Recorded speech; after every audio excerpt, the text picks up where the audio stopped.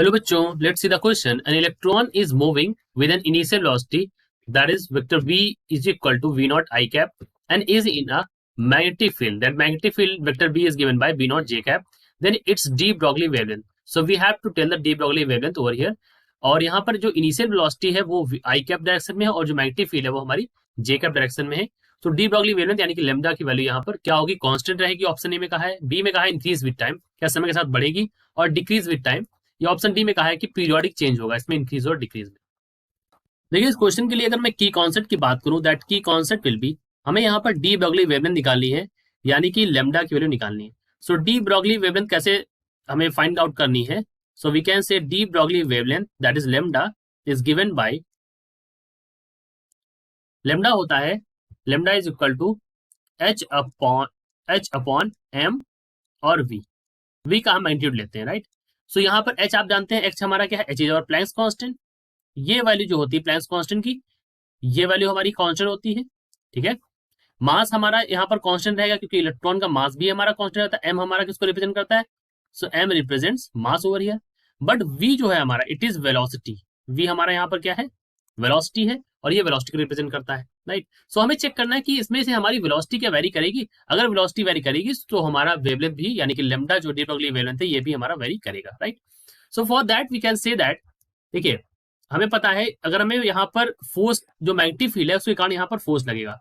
So there is a force due to magnetic field. So we can say that force on moving electron in perpendicular magnetic field, right. तो यहाँ पर magnetic field क्या है? Perpendicular है force में, right. सो देखिए हम यहाँ पर फोर्स क्यों निकालना है, तो फोर्स निकालने के पीछे रीजन ये है. देखिए जो फोर्स होता है हमारा, सो एफ इक्वल टू क्या होता है? एफ इक्वल टू हमें पता है क्यू वी बी होता है, right.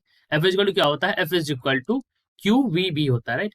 So we can say F equal to Q, और यहाँ पर होता है वी वेलोसिटी और बी यानी कि मैग्नेटिक फील्ड. ये हमारा फोर्स होता है, राइट. सो फोर्स अगर हम निकालेंगे तो यहाँ पर हमें वेलोसिटी में पता चल जाएगा कि वेलोसिटी में चेंज कैसा हो रहा है.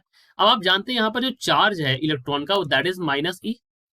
वेलोसिटी हमें यहाँ पर दे रखी है, वी की वैल्यू दे रखी है वी नॉट आई कैप, और जो हमारा मैग्नेटिक फील्ड बी है उसकी वैल्यू दे रखी है बी नॉट जे कैप. तो ये जो हमारी गिवन वैल्यूज हैं अब हम इनको यहाँ पर रखते हैं. So let's see what happens. अब देखिए अगर हम ये सारी वैल्यूज रखेंगे उठा के, so what it will become, F is equal to यहाँ पर हो जाएगा माइनस ई, और ये हो जाएगा ब्रैकेट में वी नॉट आई कैप, और क्रॉस हो जाएगा बी नॉट जे कैप, ठीक है. अगर आप इसको सॉल्व करें तो यहाँ पर वैल्यू आ जाएगी माइनस ई वी नॉट और यहाँ पर बी नॉट और आई क्रॉस जे. अगर आप आई क्रॉस जे करेंगे तो क्या आपको मिलेगा? यू विल गेट के cap. So this is the value for force, right. Now अब यहाँ पर जो फोर्स है वो किसके परपेंडिकुलर लगेगा? यहाँ पर, तो यहाँ पर जो फोर्स लग रहा है that would be perpendicular to magnetic field. So we can say that the force is perpendicular to both magnetic field and velocity. अब फोर्स वेलोसिटी और मैग्नेटिक फील्ड दोनों के परपेंडिकुलर है यहाँ पर. तो यहाँ पर क्या हो जाएगा? देखिए ये जो फोर्स है आपका, this force will try to rotate this. ये क्या करेगा? ये वेलोसिटी जो है ना आपकी, इसको चेंज करेगा, यानी कि सेंट्रीपिटल, ये आपको फोर्स लगेगा यहाँ पर सेंट्रीपिटल, और ये आपके डायरेक्शन को यहाँ पर चेंज करेगा, यानी कि v जो है आपकी वेलोसिटी है उसके डायरेक्शन को चेंज करेगा, क्योंकि फोर्स जो है it is perpendicular to velocity. So force is perpendicular velocity, so it changes direction. Force के लिए मैं बात कर रहा हूं, it changes the direction of velocity. ये वेलोसिटी के डायरेक्शन को बदलेगा. लेकिन यहां पर क्या होगा? बट जो इसका मैग्नीट्यूड है, बट जो मैग्नीट्यूड है v, it does not change, but v does not change.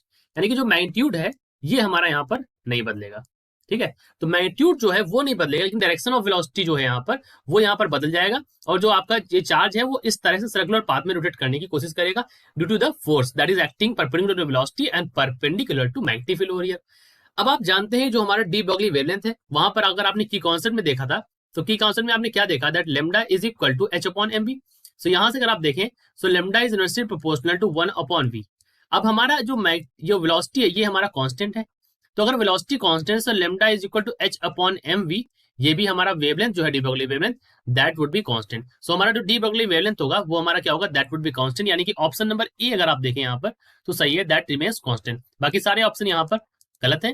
Correct option है option number A, because the velocity, the magnitude of velocity does not change by the force. Okay, so I hope you understood it well. All the best.